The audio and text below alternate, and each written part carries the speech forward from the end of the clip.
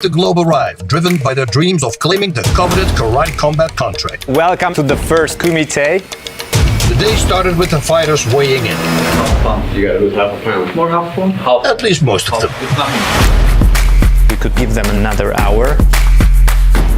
The lightweight division went through a rapid restructuring, and the tournament kicked off with two explosive fights, one of which delivered Kumite's first ever knockout. It's over! Cool! First round KO! That was not the game. That was not the game plan. But it worked out. Chad Cannon and Chance Wingo emerged victorious, securing their spots in the semifinals. Catching the jury's attention, Javier Arteaga was granted a second chance. You are back in the tournament. A chance for redemption.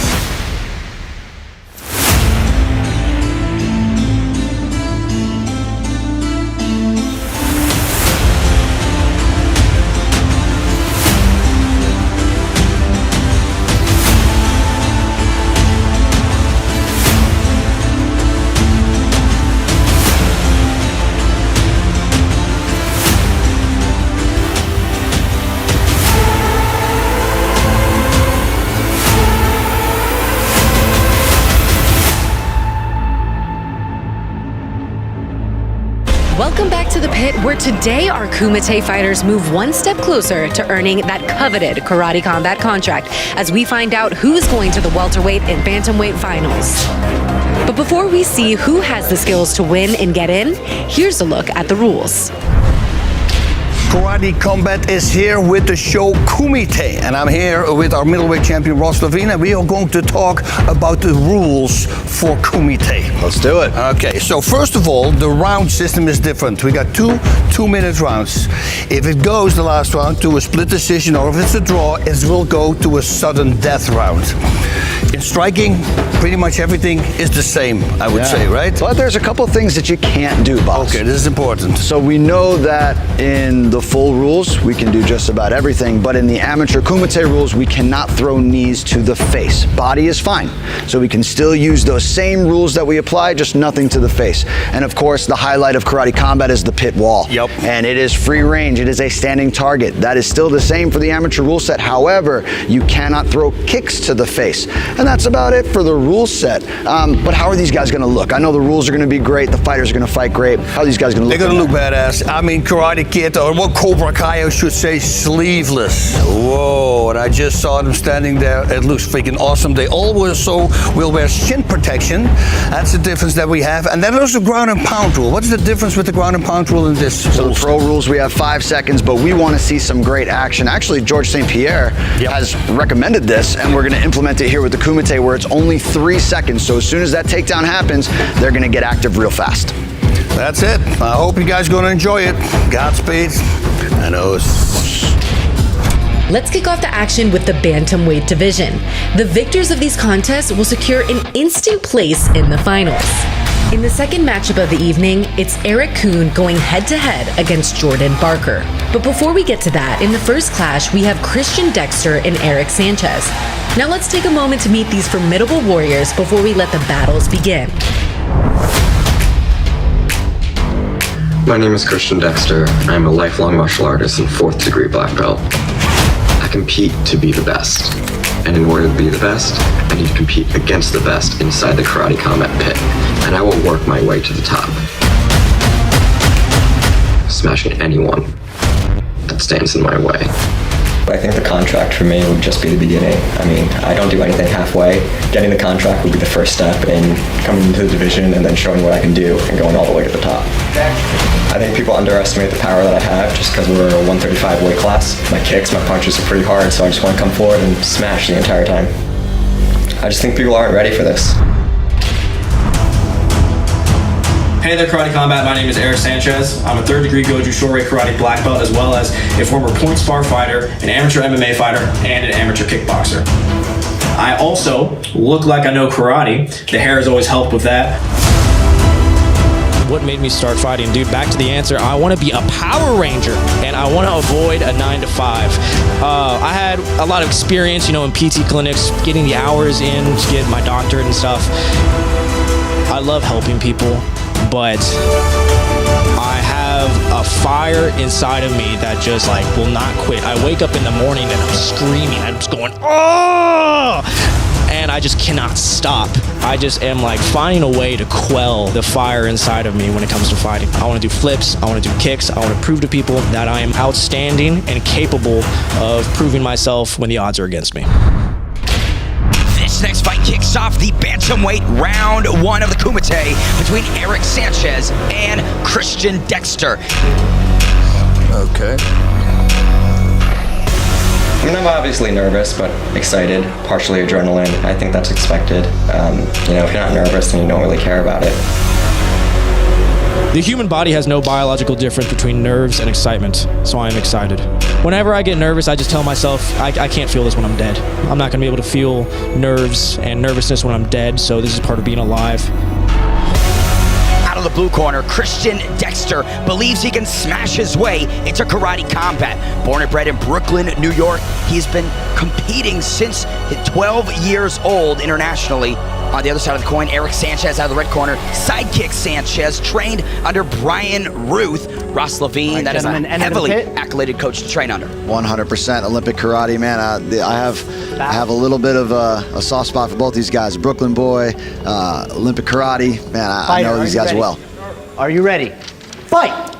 Let's go. Let's see if he does what he says. And he does. Sidekick right off the bat from Sidekick Sanchez. Sanchez living up to it. Christian Dexter takes the center. It's a big shot to the stomach.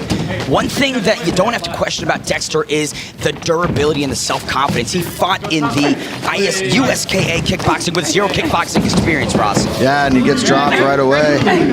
Stop. Straight, yep. Time. Pulling the gi. Right here. Right here. Something I always find really interesting, Ben, is, you know, you see these guys, they weigh the same, but they don't look like they weigh the same. Definitely two differing body frames. Christian just looks big, bulky, strong. Are you ready? And shorter, more agile. Fight! Sanchez, let's see how this plays out. Christian Dexter, preparing for MMA experience, now finds himself in the karate combat pit. Kick right there. Bit of a stumble, though, from Dexter. Yeah. I'd like to see Sanchez use his range a little bit more. You know, he's got that Olympic karate background where he can have that range. He's doing it a little bit better right now. I think he felt that power right off the bat. Oh, he's feeling it again. Dexter, unrelenting force in the pocket. Sanchez trying to push him back. Excellent land right there with that left hand. Yeah, quick combination. I mean, that's the key right there, right? Speed versus power. Eric Sanchez, in his youth, wanted to be a Power Ranger. That's where the inspiration came from. He's going to need to tap into some superhuman abilities if he wants to get past Christian Dexter. Big land by Dexter. Reset from both guys, Russ. Yeah, it's looking good. I mean, we're starting to see them settle in. You know, that initial blast from Dexter, I think, helped Sanchez settle down a little bit. And you're seeing he's moving his hands a little bit better. He's moving his feet better. He's throwing combinations. And Dexter's just walking him down, stalking, hitting that big power like that with the right hand.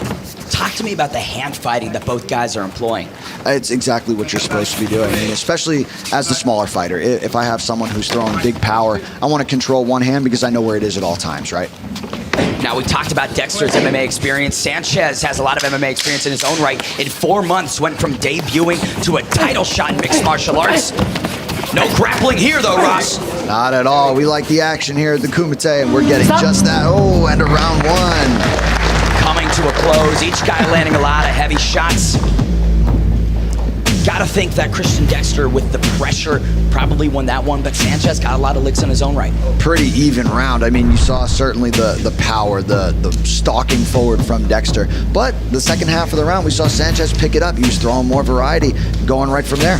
Let's take it to the jury and get their thoughts on round number one. In this round, I think Dexter did really well. He's got to say he combined everything, puts everything together with his hands, and it's, of course, his cross was landing. It's also a really nice cross. It's a go straight forward. It's not in an angle, which you don't see a lot. So I really like that.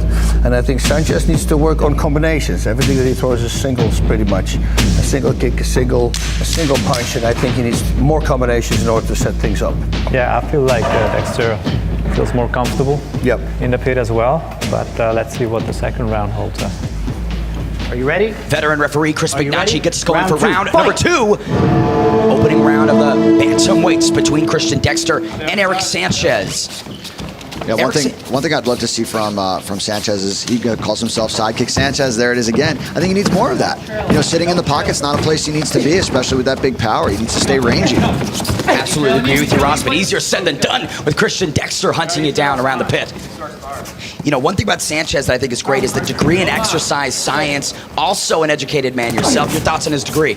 I mean, I think that's the degree to have if you're going to combine anything with the fight career. Ooh, we got a throw coming up here. Stop. Grappling exchange. Hey. Up. You right there? You Veteran good right referee here? Chris McNacci separating. Again, amateur rule set. Getting a yellow card, Ross. Yeah, 3. I mean, you only got 3 seconds, but if the referee feels like it's stalled and they're getting ready to separate, then the referee rules all, right? You got 2 knees down. A little bit can't of hit him. And I say stop, you got to stop. A little bit of action off to the stop. That's why Chris McNacci is one of the best in the business. Keep fighting. Are you ready? Warriors, ready to continue. That's what we like to see. Dexter and Sanchez continuing round number 2. You know, one thing about Eric Sanchez I think is great is he described to us MacGyver pit work. He constructed his own karate combat pit and was able to work off of it. That experience paying dividends. So far, so good. Yeah, I mean, he was in a good position against the pit there, and he's moving around it the way he's supposed to. There's only one other fighter in the pro ranks that built a pit, and that was former champion Josh Quayhagen.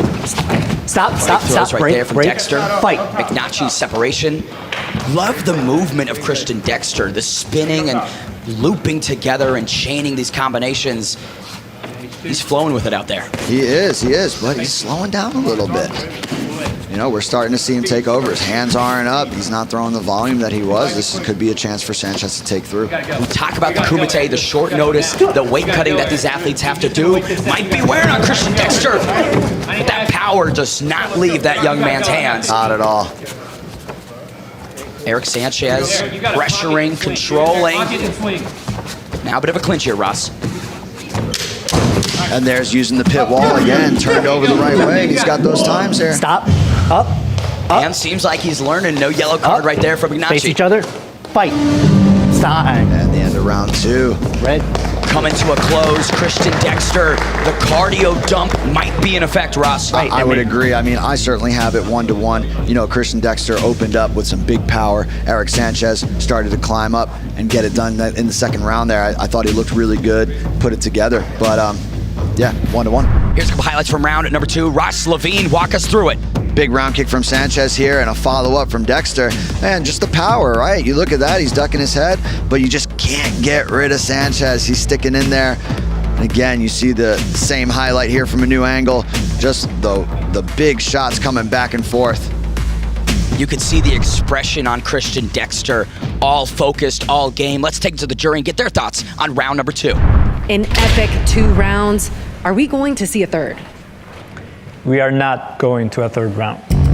Bas, give us your feedback. I think Sanchez, Eric, you did much better. Round number 2, you started putting the combination together. Fell short with the punches. They didn't hit the target. I definitely think I won that second round. I ended the round on top and managed to get a really good punch in. The power advantage, of course, went to Dexter. I mean, the way he sets up punches and kicks. I've never seen anybody setting up crosses with back fists. Normally you see that after you miss a kick or after you miss a punch, then a back fist goes. But he uses it actually to set up other strikes. So that I was really impressed with that as well. And the power, his kicks. I mean, he kicked him off balance. Might have happened even twice. So yeah, the power and the accuracy went to Dexter for me.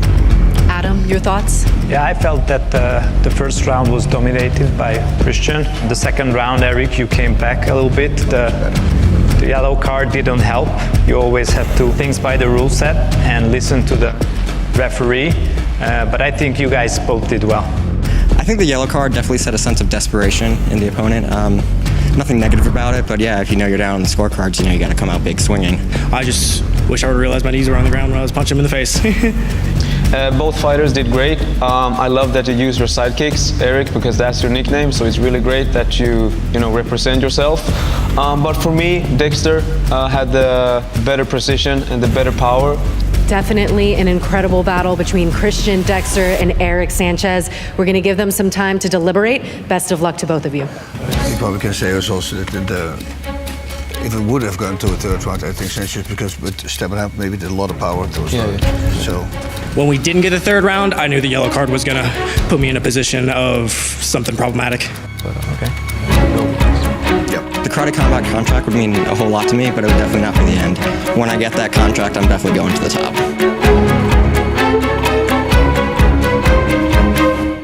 Christian Dexter, you move on in the tournament.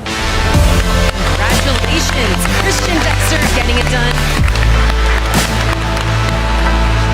Smashes his way through round 1 of the bantamweight tournament, gets the better of Eric Sanchez. Great fight, great performance by Dexter. Heck of a fight, and you know it's not going to be the end for Eric Sanchez. Fighting in the pit was electrifying. Getting the karate combat contract would be the world to me, and I'm gonna be back. There's nothing stopping me here, so yeah. We've got Alex Wendling here too, looking to chat with our winner, Christian Dexter. Christian, congratulations. You traveled from Brooklyn to here, probably had quite a bit of a weight cut. So how were you feeling headed into this fight? You know, I felt great. I've cut weight before. I've done same-day weigh-ins before, so I always tell people it's to get as light as possible and healthily put the weight back on. And when you looked at your opponent, what holes did you see in his game within the first 30 seconds? I knew he had a really bladed karate stance. As Bas said, I was hitting those calf kicks a little bit to off-balance him. I knew he was going to probably come in swinging once I hit him hard once or twice. So that's why I kept backing up with my hands low to bait him in, come over top with the cross. Well, you definitely executed. Congratulations on moving on to the next round. Thank you, Alex Wendling, for that post-fight interview. Dexter moves on, but there is still some hope for Eric Sanchez. You never know what happens. Round 1 of the bantamweights in the books. After that first exciting fight, we take a look at the bracket. Christian Dexter advances to the finals, but the action doesn't stop here. Up next, we've got Eric Coon versus Jordan Barker. Let's meet these contenders. What's up, Karate Combat people? My name is Eric Coon. I'm fighting out of St. Albans, West Virginia. I've been doing martial arts since I was 4 years old. I've been on the junior U.S. Olympic team for karate, represented my country at the highest level, and I'm ready to do that with karate combat, elevating myself to the next level. I'm ready to do this. Done a big transition into MMA for the past 2 years, and I think that's where I'm going to differ from a lot of these guys. None of them impress me at all. I don't see anything special in them. I just see some guys that can bleed like me, and that's about it. I like moments like these. I like getting in fights. That's why I've been doing it since I was 4 years old. Just being able to get towards the spotlight now, being able to go up that ladder, this is the time to show that. I'm going to push the pace, throw some extra combinations, and make sure I get out of there with that contract. Hey, I'm Jordan Barker. I'm 30 years old. I started martial arts when I was 3. I've competed in all different types of martial arts growing up. I wrestled, I coached wrestling. You know, I believe my style, I believe my wrestling background, my karate background, growing up doing all different things is going to be a great, unique style for karate combat. The pit is super unique. It's not ropes, it's not a cage. You can just fall back and you're still in the fight. Now we're gonna have this like wall wrestling, fighting, jumping off things. I love to wrestle, and you know, I would love to get in there and, you know, maybe get some takedowns and everything. And I am also Mexican, so if anyone wants to stand and bang, I'm down for that. Round 1 of the bantamweights continues with Jordan Barker and Eric Coon. I feel pretty comfortable. You know, I'm just super excited to finally be here. You know, this has been a long time coming, I feel like. Yeah, man, just every little bit of work I've put into this I don't see any way not coming out with this contract. Out of the blue corner, Eric Coon, lifelong practitioner, junior USA team qualifier, world champ experience, Pan American experience, West Virginia represented here well. He takes on Jordan Barker out of the red corner. Started karate before he was born. His parents brought him home from the hospital in a gi, Ross. That's intense, man. That's super intense. I mean, he's got to perform, right? What's going to happen if he goes Round home? one. You know, Are you ready? He's going to lose. Fighter, are you ready? He's going to lose his belt. He's going to take his belts back. Veteran referee Chris Mignocchi gets us going for round 1 between Coon and Barker. Barker takes the center, but Coon goes high with the kick. Both these guys feeling each other out a little bit. Sort of the traditional blast entries from each guy. You can see Coon now taking the center. Barker just trying to find the range of these opening frames of round 1. Kick by Coon. Barker finds his way to the pit, bounces back off. This is the first fight we've seen a little bit of a height discrepancy here, right? So Barker's certainly a little bit taller, and you can see he's using that range, going to the high kick left and right. Eric Coon defensively responsible. Another high kick. Time. Low. Right here, blue, right here. Minyaki with separation. You ready? Accidental always happens, Ross. Listen, you get two taller kickers throwing those legs around. Fight. Sometimes you don't hit the target. Let's watch the blow. Eric Coon's been focusing on mixed martial arts for the last 8 months, trying to make that debut, but getting the karate combat debut in before that. And what a cool opportunity, right? Like, you know, you see these guys all the time. They're trying to get karate experience, kickboxing experience, MMA experience, and now we've got karate combat experience with the Kumite. It doesn't get better than this. Jordan Barker on the other side of the It's coin. got to be below the knee. Training in Thailand with the Muay Thai. Or above the waist. waist. That's the breeding place for good Muay Thai fundamentals. Yeah, and you're seeing him blend it a little bit. He's not just throwing that traditional side kick, round kick. He's got some really good hip extension. But it's coming right back at him, too. Neither guy has landed super clean through round one. Spinning back fist. Barker connects there. Right as I say, no one's really connected. Hey, best shot of the fight so far. Say it again. And another calf kick. We're getting it here. Eric Coon gradually falling behind, but a lot can happen. He's certainly not out of this one. Starting to heat up a little bit, too. I'm liking the action. On top of the Thailand training, Jordan Barker came from a high school wrestling background before he started karate. Coon's starting to pick up the pace a little bit, closing that gap much better. He's getting inside the leg. And that's the key, right? You got someone who's with long legs. You got to get inside and throw some boxing. Hit a good body kick at the end of that round, though. Good first round, Ben. What do you think, man? I think, like we talked about, the Barker pressure slowly getting to Coon and that size. Ross, these replays. Yeah, I mean, as I would imagine, it's a lot of kicking from Jordan Barker, you know, using his length and a great spinning back fist. Best shot of the fight so far. Might have to go see the dentist after that one. Couple molars out of place, maybe. We take it to the jury to get their thoughts on round number one. I think it was very close. I think Barker got the power advantage a little bit, but you know, both of these guys, it was a kicking contest in the beginning, so only go kicks, and then suddenly they start throwing in hands, and then it became a fight. So hopefully they're going to carry that on in round number two. That we see more punches to set up the kicks. Yeah, the one punch we saw though, that could be the viral one, the spinning back fist. Yeah, the spinning back fist was the highlight of the round. Yeah. Referee Chris Minyoki gets us ready for round number two between Eric Coon and Jordan Barker. Barker Are you ready? owns Fighter, are a you ready? karate school that was started in 1984 by his father. His father retired last year. Barker stepped up to the plate and now runs it with excellence expected. Speaking of plates, I asked him what he would do if he didn't do martial arts. He said he'd probably be fat. I think he mentioned a deli shop that he might open if he wasn't competing. He's not looking fat today, though. He looks really good. He's throwing those kicks around. There's another one from him. Ooh, Eric Coon struggling with the power and speed of the larger man, Jordan Barker. Yeah, for me, when in a 2-round fight, it's all about if your coaches feel you didn't do well in the first round, or you got to be honest with your fighter. It's time to have a sense of urgency. I'd love to see that happening from Coon here. I'd like to see him get active, throw some hands, get inside those legs. Oh, kick right there from Barker upstairs connects. Coon on the bicycle a lot. How can he get into this fight a little bit more as opposed to just backpedaling? He's going to have to just blast through. You know, Jordan is using his front hand to maintain a little bit of range, but there hasn't been too much of a threat there. Aside from that first combination, you know, I think just a little bit of volume. He's got to throw. Barker, a big fan of the Padres. Those strikes coming out like fastballs, Ross. 100%. They're coming in fast. They're coming in straight, which is also going to make it challenging. You know, sometimes strategy has to go out the window, especially in a short round. He's got to bite down in the mouthpiece and go. Eric Coon trying to seize the ultimate opportunity here in the Karate Combat Kumite. Time to let it loose, if I do say so myself, Ross. Yeah, Jordan's doing a good job of it, neutralizing any opportunity. You can see the power advantage, the length. He's calm, he's collected, starting to change levels now, too. I mean, really putting it together in the second round. I'm liking what I'm seeing from Barker.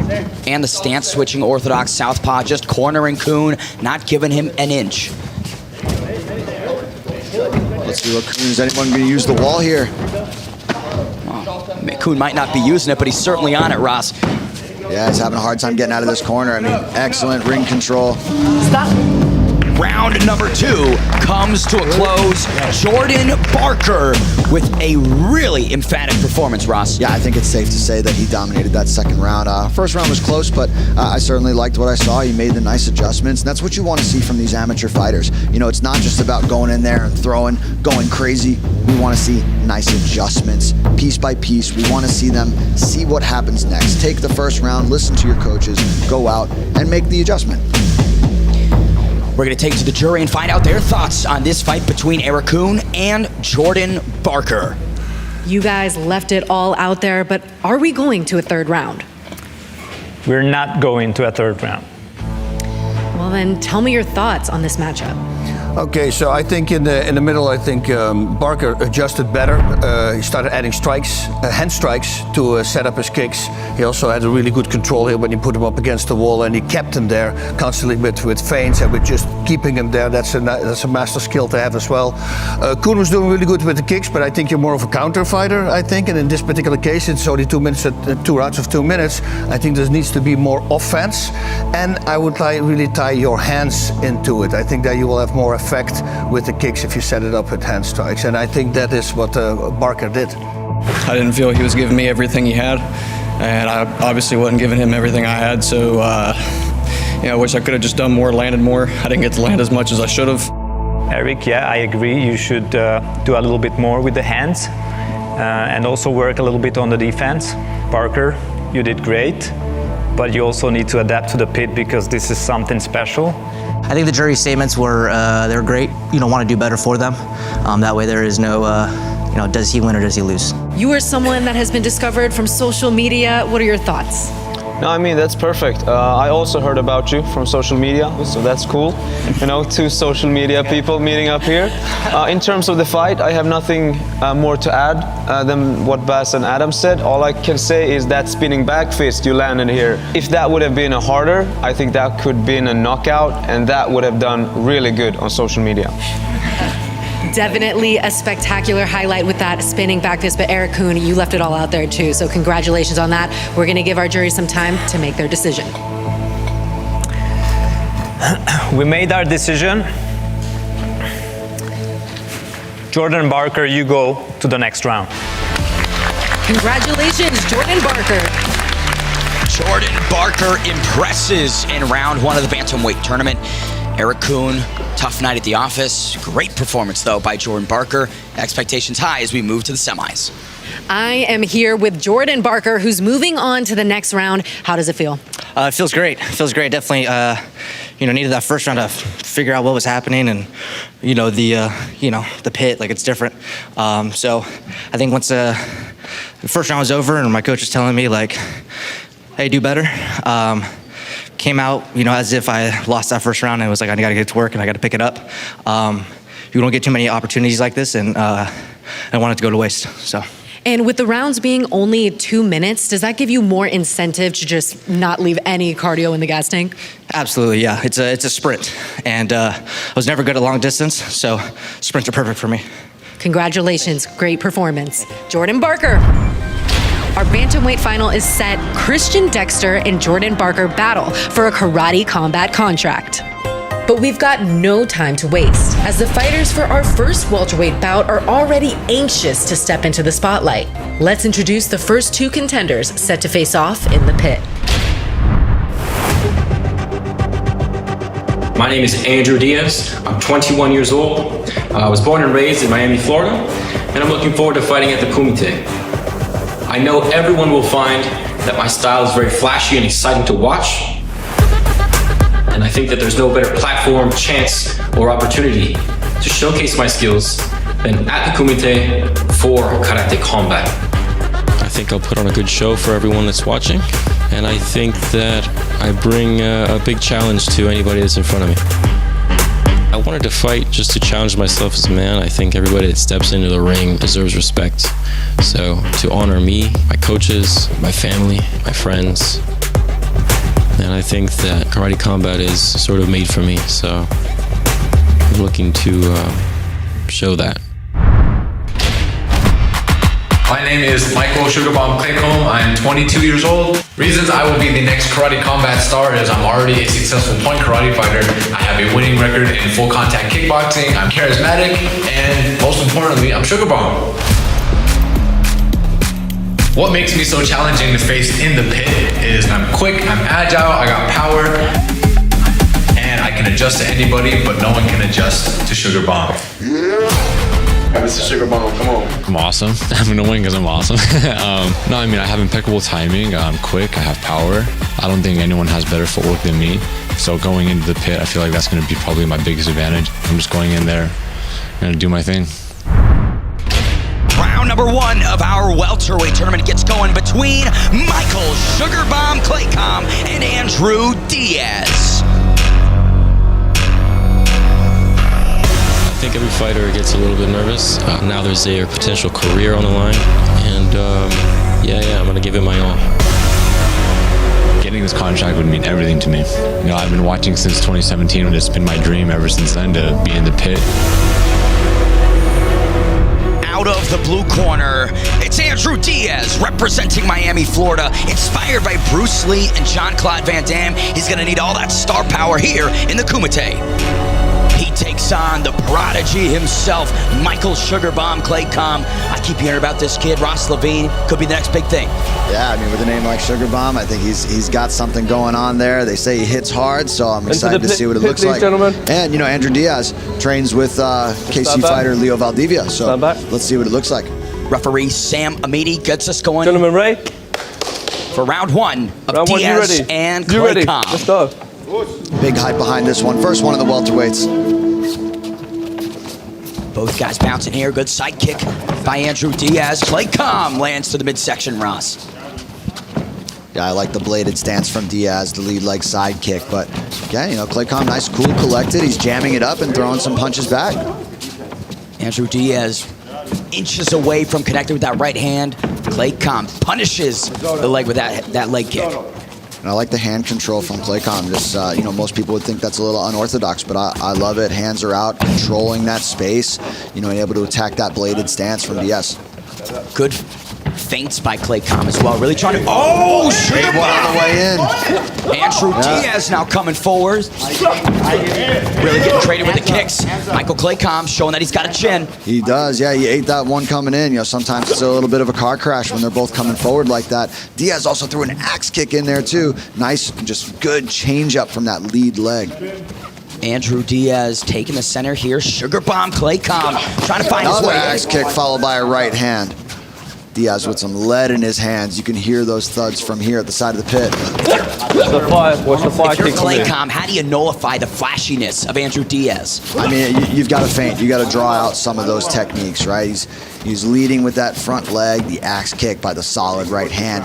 You know, the only way to shut that down is feint, kind of draw some of those attacks out and counter. I think some angles might be working for Sugarbomb as well. Another hard right hand from Diaz. Andrew Diaz hitting with concrete fists. Now mixing in the kicks upstairs. The nose of Claycomb is gushing.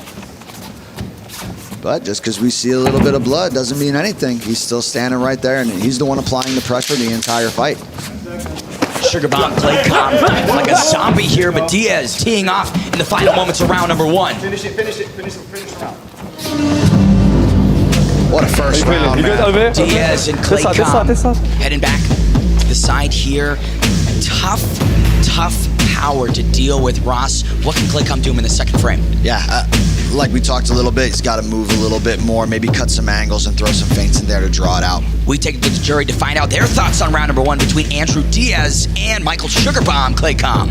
I think that Claycomb is a counter fighter. He's stalking his opponent, but the offense is not there enough. I think he needs to start fighting more, and I think that Diaz is doing a great job.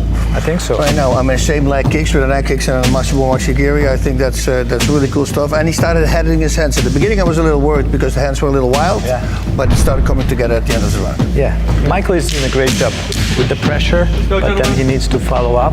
He needs to attack. Yeah, I just feel that red corner has a great chin, but he needs to be careful because if he wins and moves on, going to fight again. So yeah, make a good point there. Round 2, so you ready?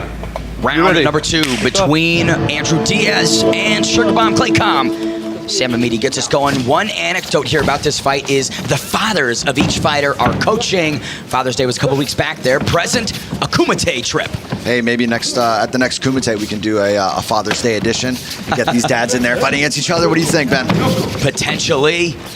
Claycomb with a big land downstairs. Again, the pressure is back on for the zombie-like Sugar Bomb Claycomb. Yeah, but you got to remember the rule set, right? It's effective aggression. Walking forward and getting hit is not effective, right? So we're seeing the good use of the pit from Diaz, and he's mixing it up, maintaining range, and doing what he needs to do. Let's see the change up from Michael here. And excellent thoughts by Samuel Ericsson in between rounds. Taking a lot of damage here in round number 1. Gonna cost you if you move forward. Find it. Diaz with an extended combination. Love how he starts that with a kick and then the hands. There's a right from Diaz. Right. Listen, you gotta watch that fight, okay? We're good? Turn around. Sam Amidi, brief separation. Touch of gloves to get us going. Diaz mixing it up really well, man. Switching stances, lead leg from both sides, power from both hands. One of the big questions I think we had is how comfortable would these athletes be in the Karate Combat pit? Andrew Diaz looks like he's been here before. Honestly, all of the fighters so far, and both of these gentlemen as well. You know, sometimes we see the pros that get thrown off by the pit. These guys are not phased. They're throwing. Listen, when you get an opportunity to come in here and fight for a contract, some of that stuff just doesn't matter. Sugar Bomb Claycomb, bit of success here in the last couple moments of round number 2, or last half rather. Yeah, he's starting to throw a little bit more, but you know, again, it's that sense of urgency. He's attacking that front leg, shutting down that bladed stance. I'd love to see him kick to punch a little bit more and put it all together. Big collision right there. Diaz gets the better of it. Sugar Bomb Claycomb. Final seconds to make something happen. Really killing that front leg here. Good spin kick that just missed. Andrew Diaz and Michael Claycomb go through the second round. What a fight from Andrew Diaz. Really showed a bit of everything there, Ross. Yeah, but you know what? Michael Claycomb started coming on in that second round. Really did some serious damage. Even it was hard for him to walk up the pit in the end of that second round. So you never know. Jury made that decision, though, so I think we're going to see what it looks like. Let's send it over to him. First of all, thank you, Michael and Andrew, for starting off the welterweight bracket with such a bang. Do we need a third round? We are not going to a third round. I think Claycomb, you know, he was very stocky, he was good, he had to the right distance, but every time when he would attack, he got beat to the punch or to the kick. So Diaz was throwing more hand combinations and strikes. It's only 2 rounds or 2 minutes, guys. We got to really start working and you got to come forward. At the end of the day, I think I capitalized on certain moments and I won the exchanges. So, Michael, you've got a chin, for sure, and now a black eye too. Andrew, you put it well together, mixing it up, tagging him. I think that was a great job. Congratulations on that compliment. Samuel, what were your thoughts on this fight? Andrew, you have some really powerful punches.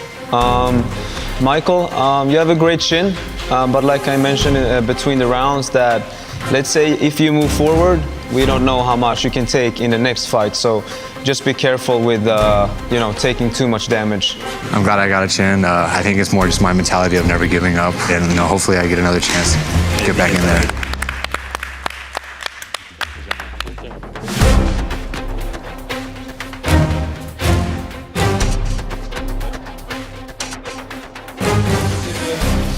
Yeah, so I think it's pretty. I'm going for it. Yeah, so yes. All right, we've got a decision. The expert jury has made their decision. Guys, let's hear it. Andrew Diaz, you're going to the next round. Congratulations, Andrew Diaz. Sugar Bomb Claycomb displaying the heart and durability of a champion, but Andrew Diaz makes it to the semifinals. Following in the footsteps of his training partner, Leo Valdivia. We take it inside Alex Wendling for post-fight interview with Diaz. Andrew, one of the things that Karate Combat looks for is to go forward. So when your opponent was coming forward at you, were you a little bit worried that the judges might see it the other way? No, I think I was countering properly the way I should. It wasn't my best performance. I know I could have done more, but I knew I was countering well, getting my head off the center line. So I was happy with the exchanges. You're a little hard on yourself because I think that was a spectacular performance. Congratulations. If you were to fix anything about what you did today, what were some of the things you wanted to fix? Use more angles, things like that. Things that I've worked with my coaches for years now. So, yeah, I'm looking forward to using them in the next matches. Very stoic. Congratulations, Andrew Diaz. Moving on to the next round of the welterweight bracket. A tough task to deal with here in the welterweight tournament. Kumite on notice. Andrew Diaz gets it done. I didn't come as prepared as I should have, and Andrew Diaz did what he did. Nothing but respect for him, and I just got to keep improving, got to keep getting better, and go back to the drawing board.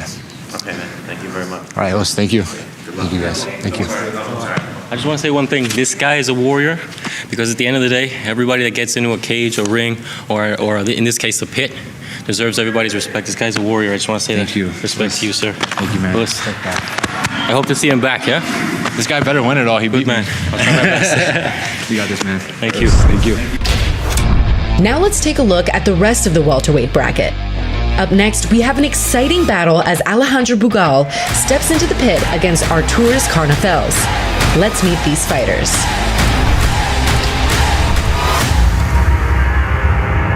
My name is Alejandro Brugal, and I'm going to be your next karate combat star. It'd be a great platform to go ahead and showcase and display my skills. My style is very unorthodox, very unpredictable. I do MMA, but that doesn't mean I can't strike with these karate guys. My style is something they're not going to be able to handle. Get on the scale. I thought I was good, and they were like, nah, actually, you're not good, so. We could give them another hour to make weight. I really wasn't nervous. I knew I could do it. Hey, you can sweat in my car. Nothing's gonna stop me. Cutting 4 pounds, 5 pounds, an hour, 40 minutes is not gonna stop me. I have that discipline and that drive that not everyone has, not all fighters have. About to get naked, bro. I'm in the Marine Corps right now. Marines are war fighters, and ever since I started competing in MMA, I have this weird goal of becoming the best warrior. After I get the contract, I'm gonna win the karate combat belt, and I'm gonna fulfill that goal of being the best warrior of all time. My name is Arturs, I'm from Latvia, and my karate style is Shotokan. I training every day, all day, morning, evening, with Edgars Skrivers. He is for me very good example. He like for me old brother who sometimes punch me, sometimes learn me. Artur's Karnafels. Before every fighter a little nervous. This is normal. This is good chance start professional career. Let's go.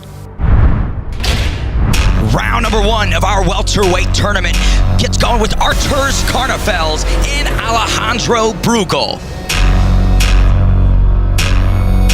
Now I'm just a little angry because I had to cut all that weight, so nothing's gonna stop me. I know what I need to do. Show my best. Out of the blue corner, we've got Alejandro Brugal, 5-0 in amateur mixed martial arts, taekwondo from the Dominican Republic. He's got all the experience needed with a high school wrestling background, as well-rounded as they come. He takes on, out of the red corner, Artur's Karnafels, one of the close training partners of the first Karate Combat champion, Edgars Skrivers, Ross Levine. That's some good experience and a good body to get working with. That is a great place to start when you're getting ready to enter the pit. I mean, what better coach and training partner than you could have than Edgars Skrivers? Go back. Yeah, but you never know. You know, he's not Edgars. He's got to be Artur, and he's got to do his thing here. I'm interested to see how this is going to play out with, good MMA background, karate background from Brugal. And no better referee to command the action than Sam Amidi. Good kick right there from Brugal. Artur's with that high guard that you'd expect from a Skrivers teammate.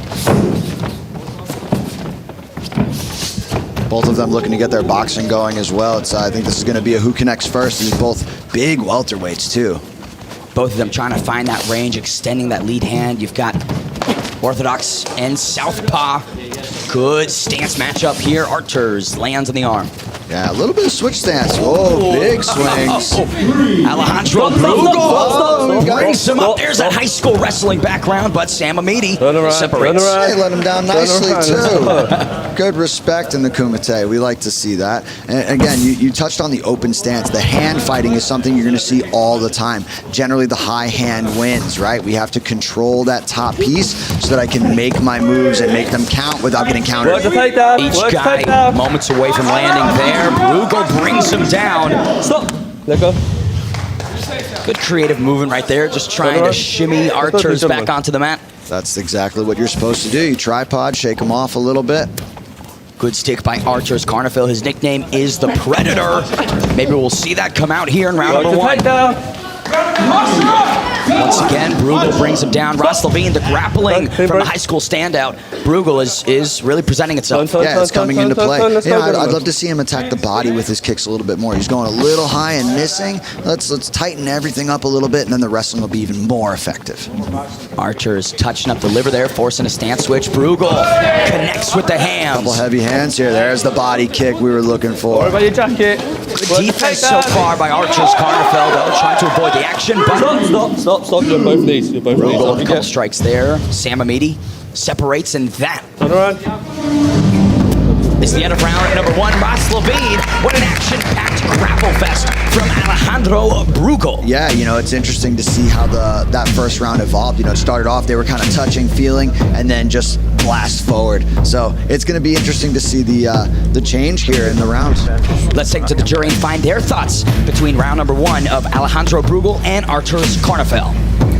I would say, that Brugal made the more combinations, tied hands and feet together.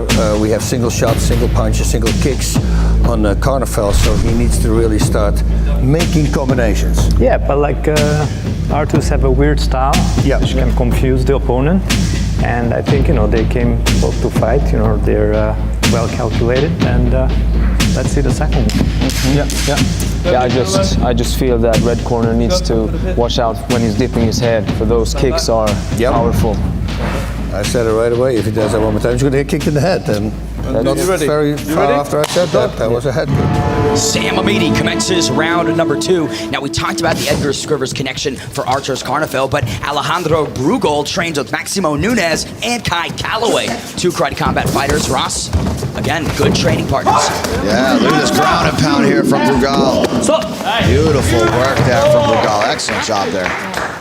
Archer seems like he might be a step behind. What can he do to take this fight back into his hands? Yeah, Edgars is a master of adaptation, right? He was able to pick apart his opponents and always make good adjustments. So, I think he's just got to get more active, throw more combinations, change levels. It's just not quite enough. He's not putting it together enough. Do want to make a mention of Brugal touching the pit side, maybe feinting a Superman punch off of it. Let's go. Spinning kick right there. Doesn't land for Archers Karnafels, but he's mixing up. He is trying some new things, Ross. Yeah. Listen, the highlight reel stuff is on display right here. We see spinning kick. We did 360 kicks. We see some wrestling. They're doing all the right things. It's just, it's a matter of putting it together at the right times. Alejandro Brugal sort of cornered here, but success with the offense. Archers in this second, potentially final round, Ross. He's got to turn it on. Yeah, I think he's just having a hard time getting over the power differential here.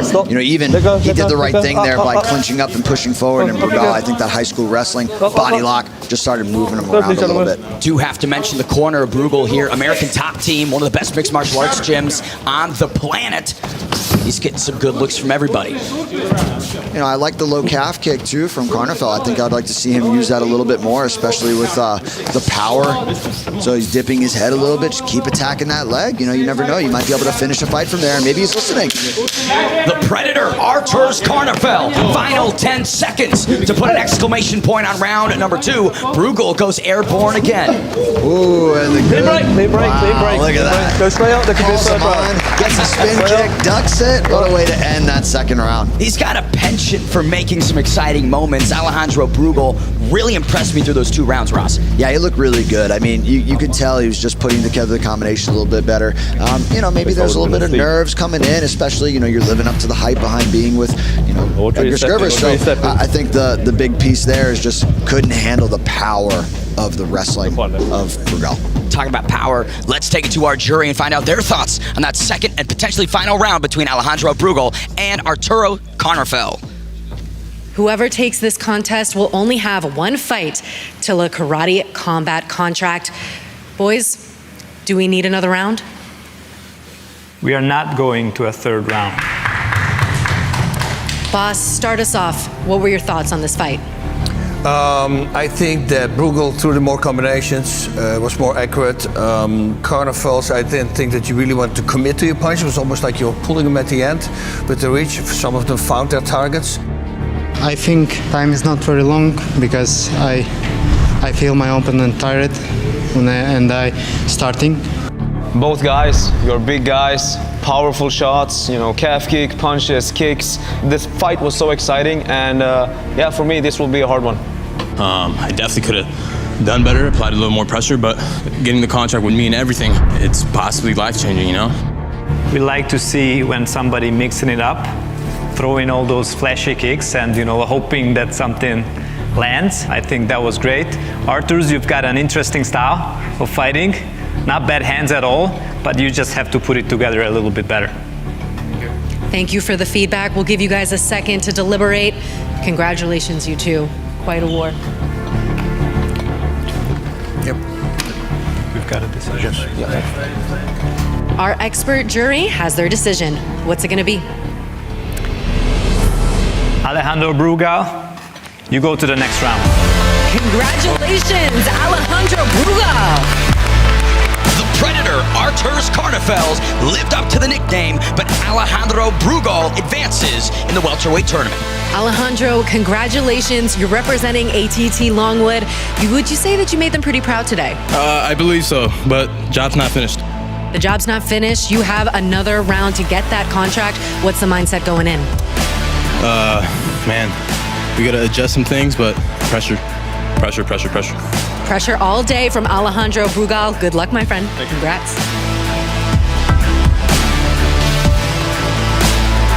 That was great. And the spinning kick, it was good. He had some good things, but I think also he's falling short for the next one. It was not great. Yeah. It was an okay fight. It was But also not even good. But Diaz also got tired at the end, so that's gonna be a brawl. Yeah. But that's really what it would like. There's 2 minute rounds. They cannot get tired. You see what I mean? Yeah. Not with that output. Hearing my name advancing after the bout was done, it felt great, man. It felt great, but there's still, you know, something in the back of my head. I know I can do a lot better. Let's go get this contract. Andrew Diaz and Alejandro Brugal advance. With the semifinals complete, we are one step away from someone getting that contract. For Bas, Adam, Samuel, Ben, and Ross, I'm Alex Wendling. See you next time in the pit.